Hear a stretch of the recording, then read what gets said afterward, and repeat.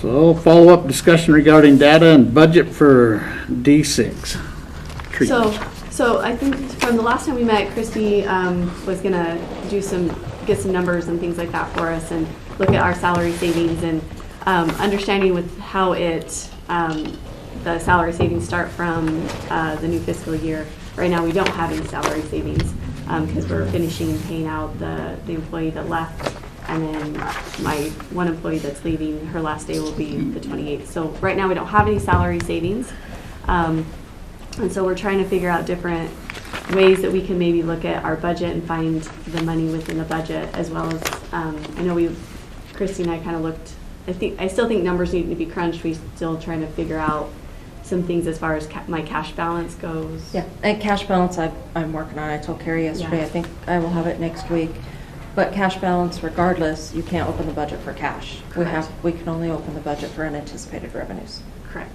So that's kind of where we're at. We don't have salary savings. I know that Carrie and I talked about different types of ways to look at different ways to be able to look at our budget and where we can maybe pull some money or things like that. So right now we'll have 2 positions open, and then again we'll have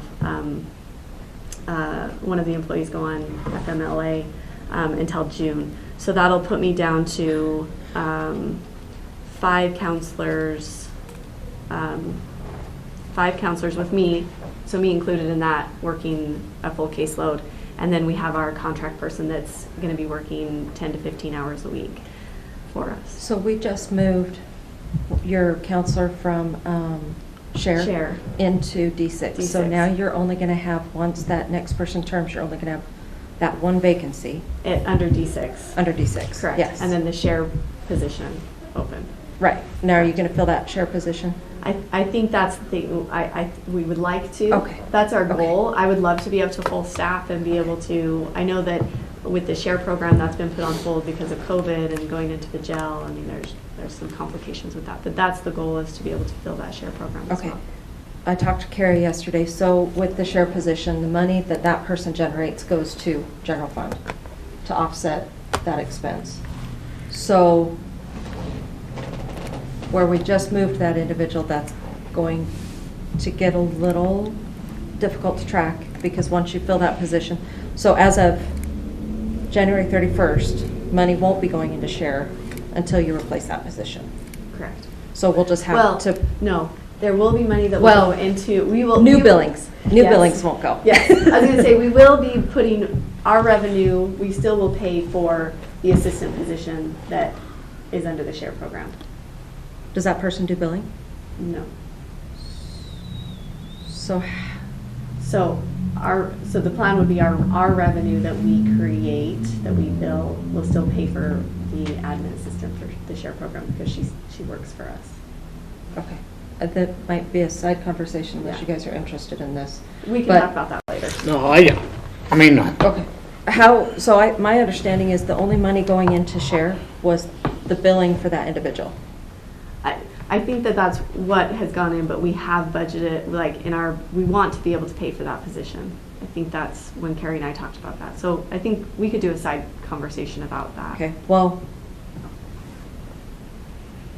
if you want to pay that position, then what I would say is let's just finish out this fiscal year, and then Mhm. let's just move everybody. Correct. But if you're going to start moving money in there until we have the billing information, or not the billing, but the revenue information, I wouldn't take money out of D6 to give to the general fund if there's nobody doing the billing, just simply because it might short D6. Okay. Now, at the end of the fiscal year, if you want to give the general fund some money back and say thanks for helping, then possibly we could do that, but I wouldn't want to set up D6 for failure Okay.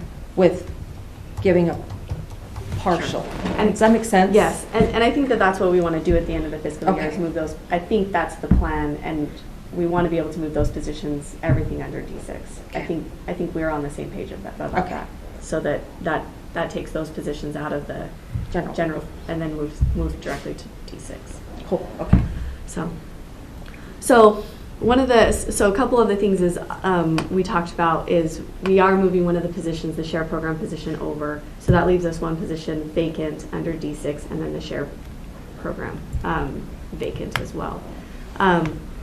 So I know Carrie talked about how we could maybe use like a one-time, I wish he was here because he has a great spreadsheet that he would plan for you. But our thought would be is if we look at holding off on filling one of the vacant positions that we would generally create billings and revenue for, is hold off for four and a half months to fill that position to get salary savings. So fill the one position, use the salary savings for 4.5 months to be able to provide a retention, I don't know if we want to call it a bonus or Funds for that. for our current counselor, so that it wouldn't happen probably till this summer, but be able to say, let's hold off on filling that position so we can give them some type of bonus that they would get throughout the rest of the year to retain them, to retain those positions, and then take $1,500 right now to give a hiring bonus to somebody if they were to come on, and then hold off filling one of those positions. The other option would, the other thing that we would ask is, at this point, even if we tried to bring somebody on right now, before that 2/2/22 date, which my counselor is going on FMLA, to give me the opportunity to hire a contract person we understand it's a Band-Aid, but at least it would give me some time to be able to fill that position, if that makes sense. But I'm still Yeah. at the point that we gotta have written down what it is, where the Right. monies are coming from. I mean, We also have to really watch with bonuses and incentive pay. Yeah. Now we're So going to it'd be- have so all it'd the be one county time. departments want to do the same thing. Yeah, we, So yeah, it'd be that one time. And you don't want to, I guess this is more, Mr. Chair, if I may make a comment, right? Yes. Like if the commission decides to do that, I think they could do that, but you'd probably want something in, like if they're getting a retention pay, or a check, that they make some agreement that if they leave, they'd have to reimburse the county. Well, and I think that would be the idea, is that it'd be spread out over a period, Yeah. once a month or whatever through their check, so that it's not a one time, it's not like one thing and then they leave, that they only get it if they continue to work. So, yeah, that- yeah. Well, I was saying, because I know the sheriff's office, they have, if they hire a new deputy and they provide all this training for them and stuff, they have an agreement if they don't stay employed there for a couple of years, then they have to repay a certain amount back. Mhm. But I don't know, something like that. And I think Carrie and I had talked about that as well. So. yeah, so we'll have to work through that, because that's a sticky wicket. Yeah. Right. And I think that we understand that, but I was we've been trying to brainstorm different ideas. I know Christy gave us some numbers. And again, I think you guys know where my fear is that if I can't fill positions, I think Teresa put some numbers together. Losing 2 positions and then having one on FMLA, I'm losing around $25,000 a month, Right. which makes a big hit. So if you choose not to replace those positions, that's going to set you behind on your classes.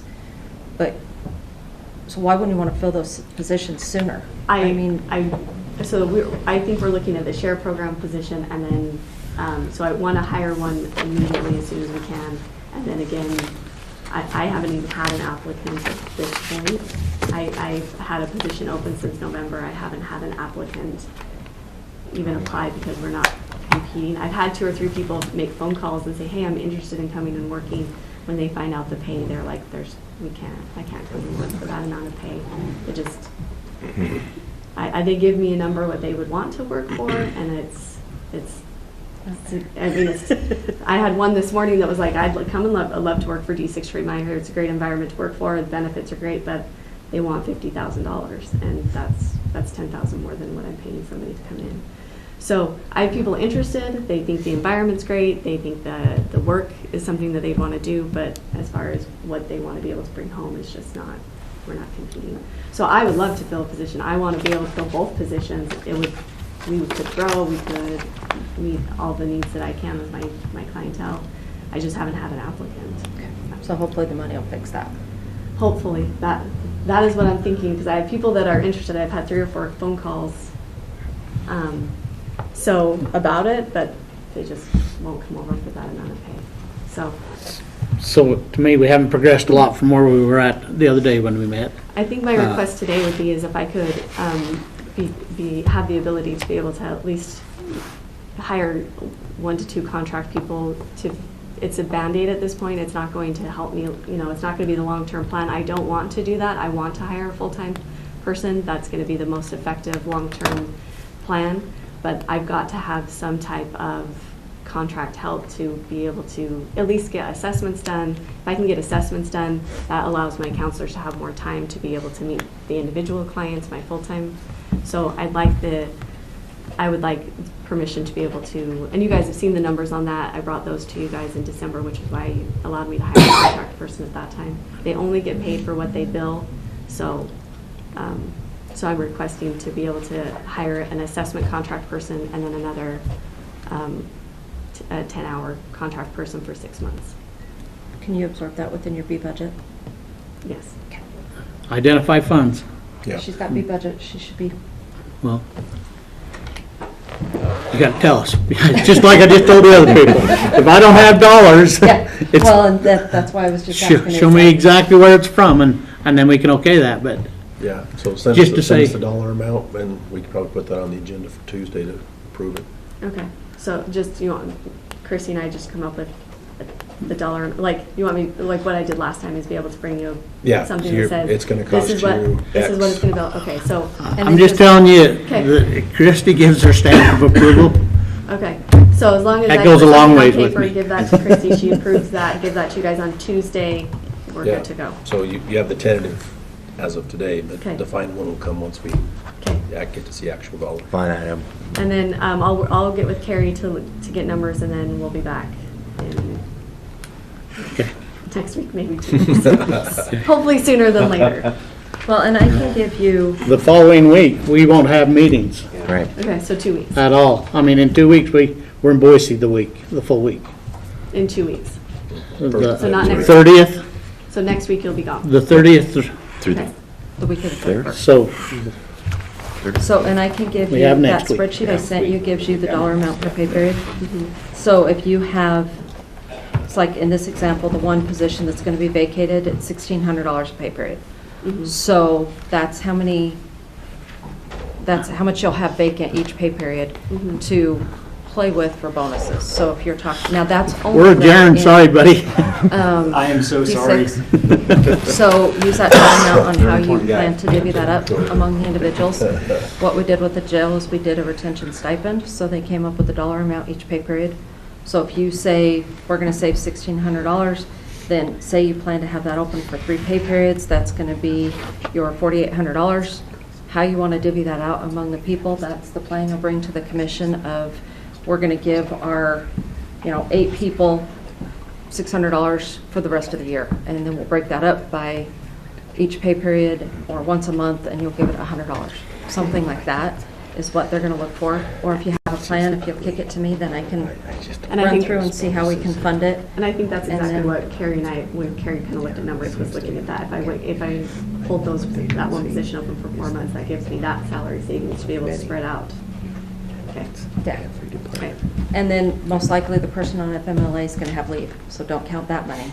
It's just gonna be this one position. The one position. And then we'll have to make sure that however much you're gonna give that person, you'll have it to give in sheriff. Once that's replaced, and for your admin person, if you include your admin people in the stipends. Okay. Just depends on how you structure it, and then that's what you'll present for approval. Okay. All right. Sounds good. Well, we've kind of come to an agreement of where we're going to go. We're looking at, we need numbers, exact numbers and people on where the funds are coming from. And then we'll have a further discussion about it next week.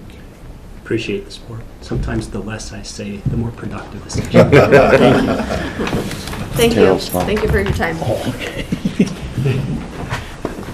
They probably send me a message. Thank you. I've talked to the other 2 commissioners, and Jeff's probably going to step onto that. Right on. Do you want to come this Friday, or you want Commissioner I'll Hawk to come. jump in? I'll Okay. come.